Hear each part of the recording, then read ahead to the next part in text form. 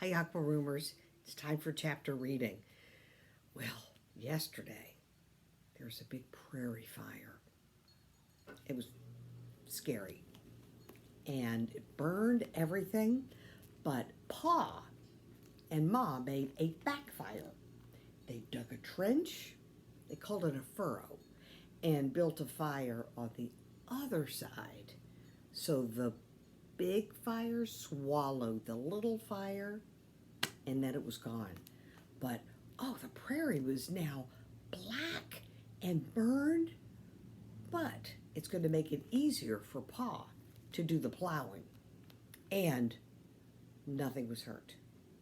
The house was fine, all the animals, everybody was okay. Just very scary. Now, there are lots of jamboree and chanting and singing amongst the Indians, and Laura can hear it at a distance. So, Pa's talking to Mr. Scott, and he said, I can tell you they're congregating in the camp, Scott. They're getting ready for their big spring buffalo hunt. He said there were half a dozen tribes down in those camps. Usually the tribes were fighting each other, but every spring they made peace and all came together for the big hunt. They're sworn to peace among themselves, he said, so they're thinking about hunting the buffalo. It's not likely they'll start on any warpath. They'll have their talks and their feasts, and then one day they'll all hit the trail after the buffalo herds. The buffalo will be working their way north pretty soon, following the green grass. By George, I'd like to go on a hunt like that myself. It must be a sight to see. Well, maybe you're right about it all, Ingalls, Mr. Scott said slowly. I'll be glad to tell Mrs. Scott what you say. Chapter 23. We've read a lot of the book. Indian war cry. And so Pa's putting the horses away, and there's smoke on the horizon. We'll see what that's all about. The next morning, Pa went whistling to his plowing. He came back at noon, black with soot from the burned prairie. But he was pleased. The tall grass didn't bother him anymore. But there was an uneasiness about the Indians. More and more were in the creek bottoms. Mary and Laura saw the smoke from their fires by day, and at night they heard voices. Pa came early from the field. He did the chores early and shut Pet and Patty and Bunny and the cow and the calf into the stable. They could not stay out in the yard to graze in the cool moonlight. When the shadows began to gather on the prairie and the wind was quiet, the noises from the Indian camps grew louder. Pa brought Jack into the house. The door was shut and the latch string pulled in. No one could go outdoors till morning. Night crept toward the little house, and the darkness was frightening. It yelped with Indian yells, and one night it began to throb with Indian drums. In her sleep, Laura heard all the time the yipping and the throbbing drums. She heard Jack's claws clicking and his low growl. Sometimes Pa sat up in the bed, listening.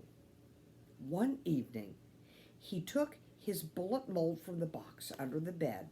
He sat for a long time on the hearth, melting lead and making bullets. You remember that. He did not stop until he had used the last bit of lead. Laura and Mary lay awake and watched him. He'd never made so many at one time. Mary asked, "What makes you do that, Pa?" Oh, I haven't anything else to do, Pa said, and he began to whistle cheerfully. But he'd been plowing all day. He was too tired to play the fiddle. He might have gone to bed instead of sitting up so late. No more Indians came to the house. For days, Mary and Laura had not seen a single Indian. Mary did not like to go out of the house to play.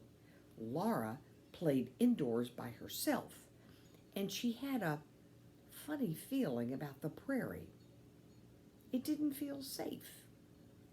It seemed to be hiding something. Sometimes Laura had a feeling that something was watching her. Sometimes it began to feel like it was behind her. But she turned around quickly and nothing was there. Mr. Scott and Mr. Edwards came and talked to Pa in the field. They talked quite a while. Then they went away together. Laura was disappointed because Mr. Edwards did not come to the house. At dinner, Pa said to Ma that some of the settlers were talking about a stockade. Laura didn't know what that was.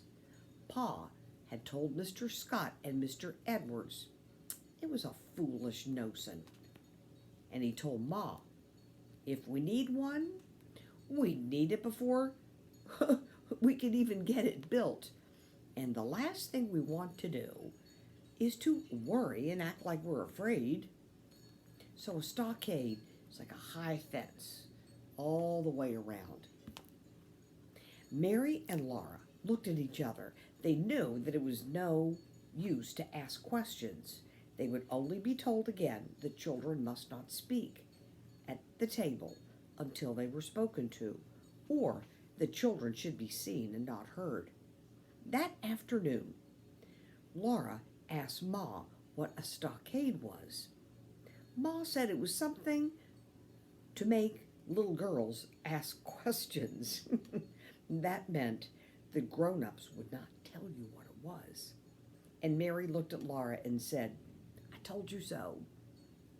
Laura didn't know why Pa said he must not act as if he was afraid. Pa was never afraid. Laura didn't want to act as if she was afraid, but she was. She was afraid of the Indians.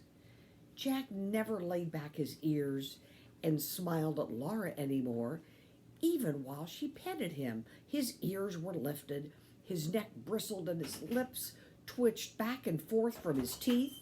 His eyes were angry. Every night he growled more fiercely, and every night the drums beat faster, faster, and the yipping rose higher, higher, faster, wilder. In the middle of the night, Laura sat straight up and screamed. Some terrible sound had made cold sweat come out all over her. Ma came to her quickly and said in her gentle way, Be quiet, Laura. You mustn't frighten Carrie. Laura clung to Ma, and Ma was wearing her dress. The fire was covered with ashes, and the house was dark, but Ma had not gone to bed. Moonlight came through the window. The shutter was open, and Pa stood in the dark by the window looking out. He had his gun. Out in the night, the drums were beating, and the Indians were yelling. Then that terrible sound came again. Laura felt as if she were falling. She couldn't hold on to anything. There was nothing solid anywhere. It seemed a long time before she could see or think or speak. She screamed, What is it? What is it, Pa? What is it? She was shaking all over, and she felt sick in her middle. She heard the drums and the wild yells, and she felt Ma holding her safe. Pa said, It's the Indian war cry, Laura. Ma made a soft sound. He said to her, "They might as well know, Caroline." He explained to Laura that was the Indian way of talking about war. The Indians were only talking about it and dancing around the fires. Mary and Laura must not be afraid because Pa was there and Jack was there and soldiers were at Fort Gibson and Fort Dodge. So, don't be afraid, Mary and Laura, he said again. Laura gasped and said, "No, Pa," but she was horribly afraid. Mary couldn't say anything. She was shivering under the covers. Then Carrie began to cry. So Ma carried her to the rocking chair and gently rocked her. Laura crept out of bed and huddled against Ma's knee. And Mary, left all alone, crept after her and huddled close too. Pa stayed by the window watching them. The drums seemed to beat in Laura's head. They seemed to beat deep inside her. The fast yipping yells were scary. Something worse might be coming. And then it was that Indian war cry. A nightmare is not so terrible as the night was. A nightmare is only a dream. And when it is worst, you wake up. But this was real. And Laura could not wake up. She could not. Now remember, it's a different sound. So the Indians are all together, the different tribes, and they're getting ready for the big buffalo hunt. And that's just the sound that they make. But it's very scary to Laura. Laura knew, well, it might have not been over yet. She was still in the dark house, and she was pressed close against Ma. Jack's howling ended in a growl. Carrie began to scream again, and Pa wiped his forehead and said, "Whew! I never heard anything like it," Pa said. "How do you suppose they learned to do that, make those sounds?" But nobody answered. "That yell is enough to scare anybody," he said. "My mouth's so dry, I couldn't whistle a tune if I wanted to. Bring me some water, Laura, please." That made Laura feel better. She carried a dipper full of water to Pa at the window. He took it and smiled at her, and that made her feel much better.